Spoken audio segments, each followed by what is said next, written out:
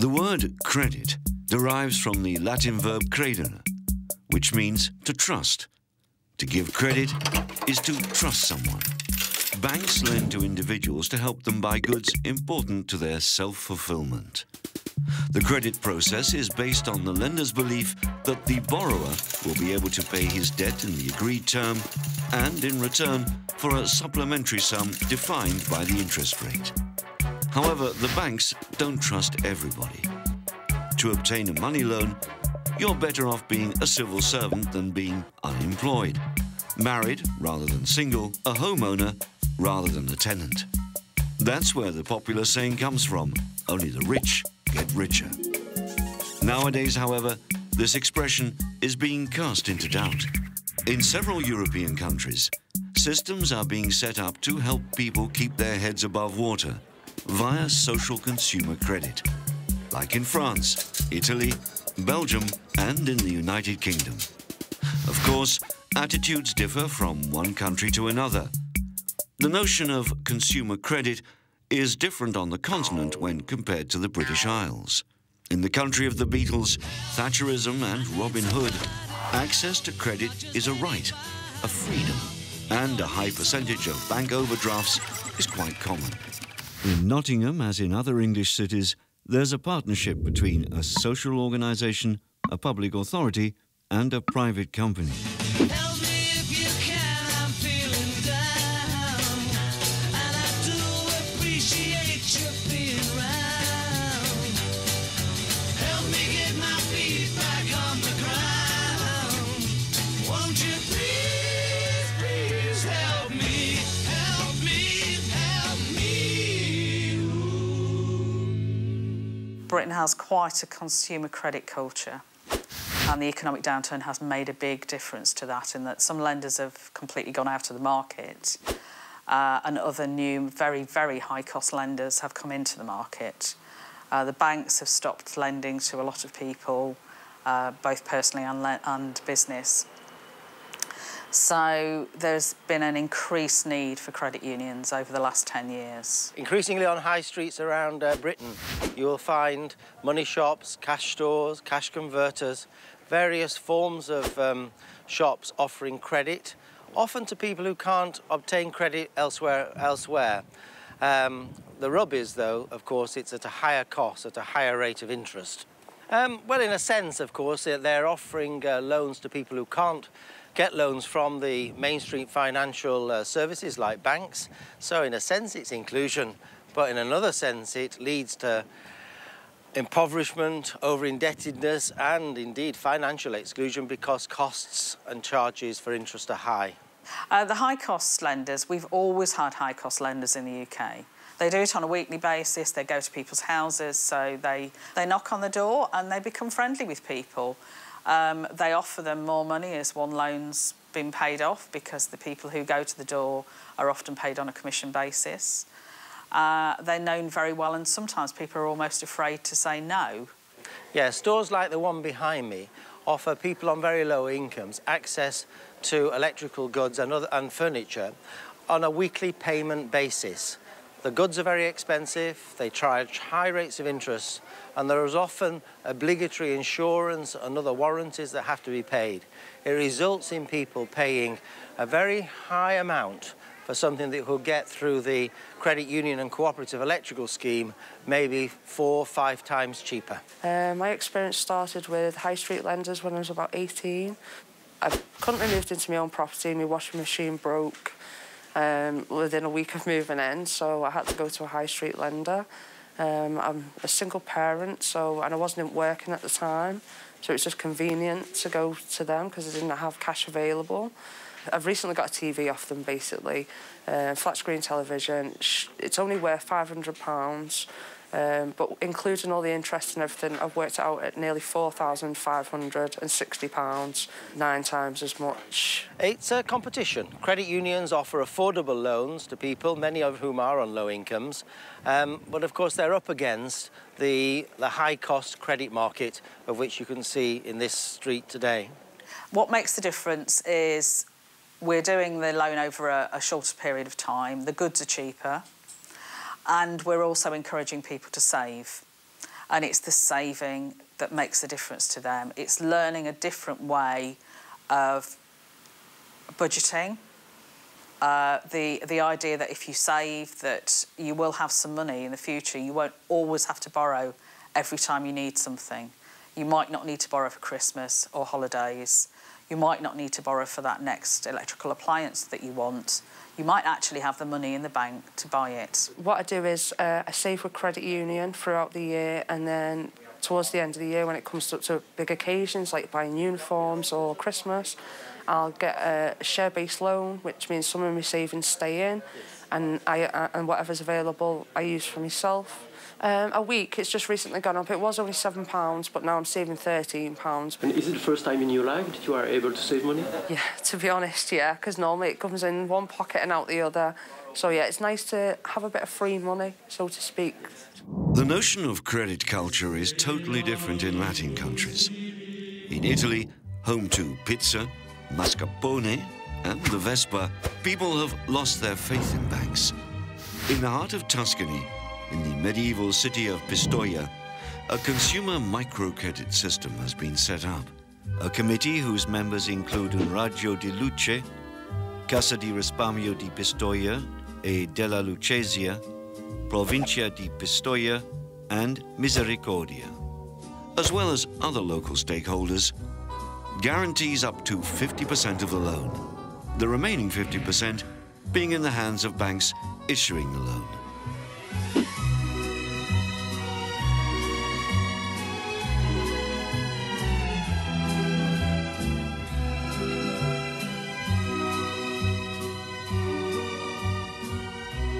Ci troviamo nella situazione in cui il credito tradizionale, come un po' forse negli altri paesi, non riesce effettivamente a soddisfare la domanda che viene da fasce di popolazione che a causa della crisi si fanno sempre più larghe. Quindi le banche, è vero, stanno restringendo sempre di più il credito. Diciamo che il microcredito, quando è nato, ovviamente è nato per poter rispondere a determinati requisiti e determinati bisogni. Le organizzazioni che lo hanno promosso ovviamente hanno dato dei criteri di selezione per quanto riguarda l'accesso al microcredito. Noi parliamo di necessità di spese sanitarie, di istruzione dei figli, ristrutturazione di piccole situazioni debitorie e in particolar modo l'attivazione e comunque la previsione di trovare soluzioni alternative alla disoccupazione. Sotto questo punto di vista, come dire, il ruolo della provincia è cercare anche di sostenere situazioni un pochino più fragili che, se non ci fosse il ruolo pubblico, verrebbero in un qualche modo escluse o rischierebbero maggiormente di essere escluse dal sistema del microcredito. E quindi questo vuole essere anche un po' di stimolo poi nei confronti dei comuni, che sono appunto le altre istituzioni pubbliche che invece gestiscano l'assistenza, quindi lo welfare. Non è così, bisogna in qualche modo scardinare quello che è il cliché, a mio avviso, del microcredito come basta offrirlo e avremo i clienti, avremo i beneficiari. No, noi a Pistoia ci troviamo in una situazione in cui abbiamo un'offerta di microcredito, ma bisogna andare a saperli cercare i beneficiari di microcredito. Non è così semplice andare ad erogare questi crediti, quindi bisogna andarli a cercare, una volta cercati bisogna conoscerli, fare dei colloqui, capire bene se il credito è la giusta soluzione per loro, oppure indirizzarli, come spesso avviene, verso altri servizi sociali. Senta, perché cosa chiede questo prestito? Ma io chiedo questo prestito per ho bisogno di comprare la macchina perché ho un figlio disabile e figlia piccolina, con una macchina sola andare a lavorare e tenere tutto. Per motivo di famiglia, di lavoro, di tutto, ha bisogno di comprare, sì. Se uno non si fa forte e riesce, come l'Ilaria oggi, a commuoversi di fronte alle situazioni, però poi anche a staccarsi nel momento giusto. Cioè bisogna partecipare, però avere anche poi una vita propria, perché altrimenti se siamo troppo coinvolti non si aiuta più nessuno. Bisogna rimanere al di sopra. Lungo il mio percorso ho incontrato un direttore di banca dove era delinquente sui delinquenti, dove praticamente mi ha portato con strumenti finanziari, strumenti bancari a una situazione di difficoltà estrema, mettendomi alle strette in mano a persone ancora peggio di quel che lui era. Quindi di conseguenza mi sono ritrovato in una situazione indescrivibile, quindi sotto minacce, sotto una situazione opprimente dei debitori, perché da una ditta fiorente mi sono ritrovato ad essere un niente, distrutto una vita di lavoro completamente. E quindi avevo una passione che era la subacquea. A quel punto ho fatto esami dentro di me e ho cercato di far diventare quello che era il mio hobby una professione. E a quel punto cosa dovevo fare per far trasformare il mio hobby in una professione, in modo da rimettermi in gioco nel mondo del lavoro, del commercio, di quello che era la vita normale, ricominciare a vivere una vita distrutta, umiliata, violentata. Cosa dovevo fare per ripartire? A quel punto, conoscendo la misericordia, perché tramite la misericordia ho chiesto aiuto per la mia famiglia, per il sostentamento, dove sono stato aiutato e dove ho prospettato a loro, per puro caso, un mio progetto di investire su di me, su un corso professionale di sommozzatore, di diver. A quel punto mi hanno detto: guarda, sviluppa meglio questa cosa, con un progetto ben preciso di dove e che cosa vuoi fare.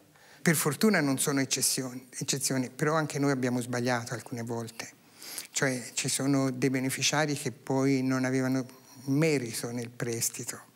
E si sbaglia. Quando si deve fare una valutazione si può sbagliare, però ci sono tante persone che col microcredito secondo me hanno fatto un passo avanti, questi sono persone cioè che sanno presentarsi anche, alcuni invece sono più semplici, però io so che hanno sistemato la loro vita, almeno per un po', ecco.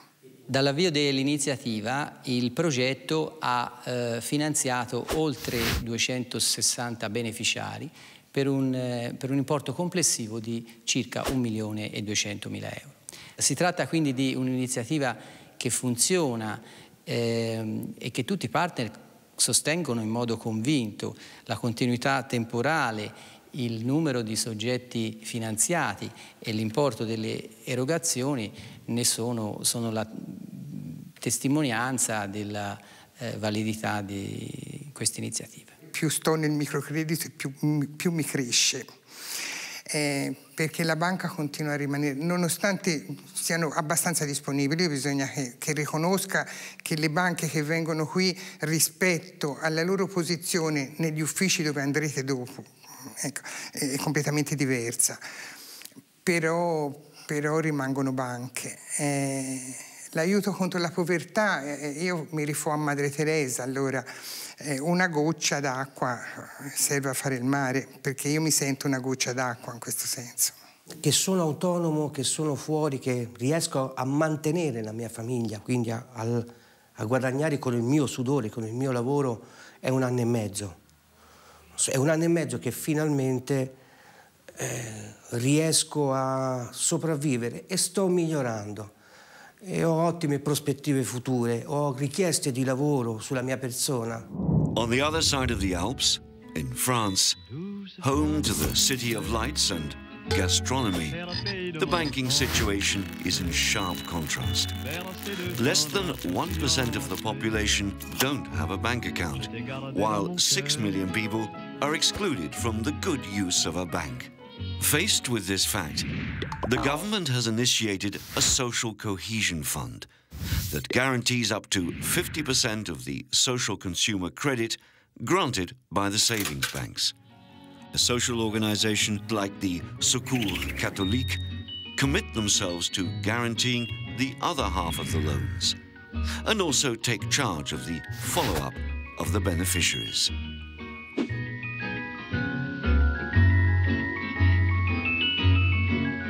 Oui, je je t'aime, et je te donne ce poème. Oui, je t'aime, dans la joie ou la douleur. Le microcrédit, c'est de l'humain, c'est du financier, 20% de financier, je dirais, et 80% d'humain. La satisfaction, c'est quand on apprend que quelqu'un s'en sort. Ça, c'est...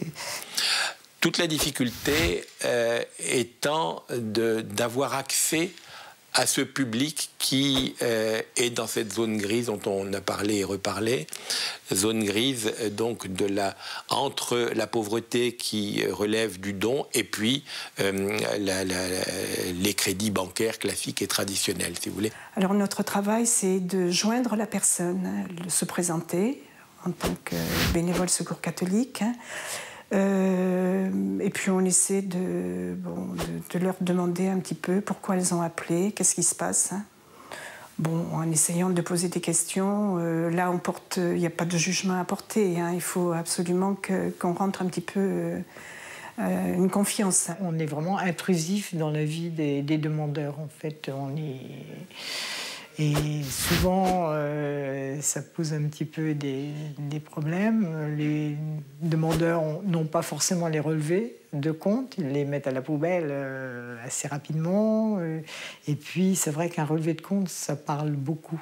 On voit, à travers du relevé de compte, enfin sur 3 mois, on peut se rendre compte, en fait, quand même, de la vie. Enfin, des dépenses particulières, enfin, les personnes qui jouent, par exemple, ça se voit très vite.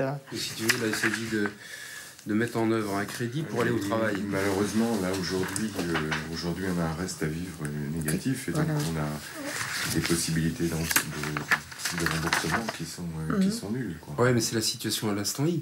Si tu lui donnes un véhicule qui trouve du taf... Mais quel est le projet? Comment il a porté son projet professionnel? Il a beaucoup voyagé. Il a travaillé dans un restaurant de sa mère. Ah oui. Ensuite, il est allé travailler en Suisse. Et puis, il a été licencié. Il est revenu en France. Et puis, il a encore voyagé dans le département. Et on sait pourquoi il a été licencié en Suisse? Non. On va regarder un petit peu le reste à vivre, mais on va surtout s'intéresser au projet. Il faut qu'il y ait un projet dans le microcrédit. S'il n'y a pas de projet en tant que tel, c'est difficile pour nous de prendre une décision. Donc on s'appuie sur le projet de la personne et sur la volonté qui transpire du dossier papier. Alors ça, c'est complexe à comprendre, mais vous l'avez peut-être vu tout à l'heure, quand on se réunit dans le comité, on rentre dans la vie des gens à travers le document papier. On essaie de comprendre la vie de la personne, on analyse l'extrait de compte, on regarde ce qui est écrit, ce qu'on comprend. Et puis parfois, comme vous avez pu le voir tout à l'heure, on appelle soit le bénévole, soit directement la personne qui demande le microcrédit pour mieux la comprendre et puis pouvoir prendre une décision partagée finalement dans le collectif du comité. J'avais fait une formation d'auxiliaire de vie, donc avec la formation, quand j'ai fini, il fallait que j'ai une voiture pour travailler. Donc c'est pour cela on m'a dirigée vers l'association pour faire une demande de microcrédit. Cette voiture, ça m'a permis d'avoir du travail et de me déplacer, d'être autonome et de faire vraiment mon travail. C'était le plus grand besoin d'abord pour le travail. Après, je pouvais sortir avec ma fille, aller faire des sorties, aller jusqu'à la campagne que j'allais pas. 70% en gros des microcrédits que nous faisons concernent l'achat de véhicules. Véhicules, nous sommes ici à Solidarauto. Véhicules pour essayer de trouver un emploi, pour essayer de garder un emploi, pour des personnes dans le milieu rural ou même en milieu urbain qui ne peuvent avoir accès à des emplois mal desservis ou peu desservis par les transports en commun. Quelqu'un qui est serveur dans un restaurant et qui finit à 2h du matin, il faut qu'il ait obligatoirement un moyen de transport pour rentrer chez lui, sinon il n'aura pas l'emploi. Mais on a aussi financé l'achat d'un, alors ça ne devait peut-être pas être un violon, un Stradivarius, mais on a financé l'achat d'un violon pour quelqu'un qui aujourd'hui appartient à un orchestre renommé en France. Ça arrive de refuser des dossiers, certes. Ça arrive d'en accepter, avec parfois pas forcément des conditions, mais des conseils qu'on peut donner à la personne. Oui, on vous l'accorde, mais si vous nous présentez un contrat qui d'une durée de tant de temps, oui, on vous l'accorde, mais réfléchissez au coût que vous représente votre loyer. Oui, on vous l'accorde, mais attention, vous êtes à distance d'un pôle de travail, donc peut-être se rapprocher. Vous voyez, et puis des fois, c'est oui tout court, parce qu'on est en plein dans ce qu'on veut faire, quoi. Oui, il y a toujours des risques. Il y a toujours des risques parce que les personnes qu'on rencontre sont systématiquement en difficulté. Mais la plupart du temps, puisqu'on a peut-être que, je sais plus, 5 ou 6% de problèmes sur la quantité d'impayés, je dirais, ça vaut le coup quand même de prendre le risque.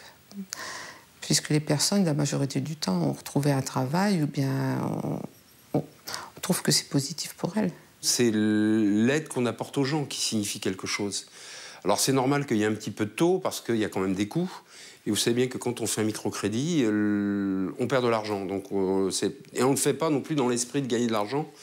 On répond plutôt à une volonté sociale et sociétale qui fait que, oui, un réseau bancaire peut accessoirement, et une mécanique peut accessoirement essayer d'aider les gens à nouveau se resociabiliser. Voilà.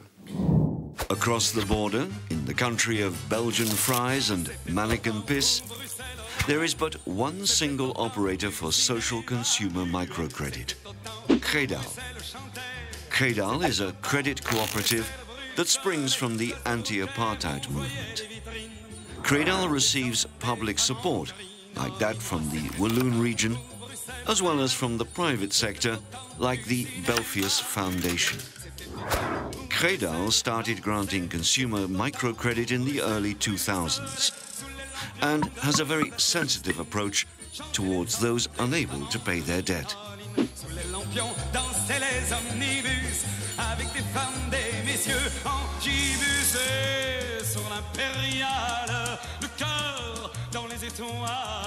L'intérêt du crédit social, ce n'est pas de dire venez vous rencontrer un service social qui va vous aider à remettre de l'ordre dans vos comptes et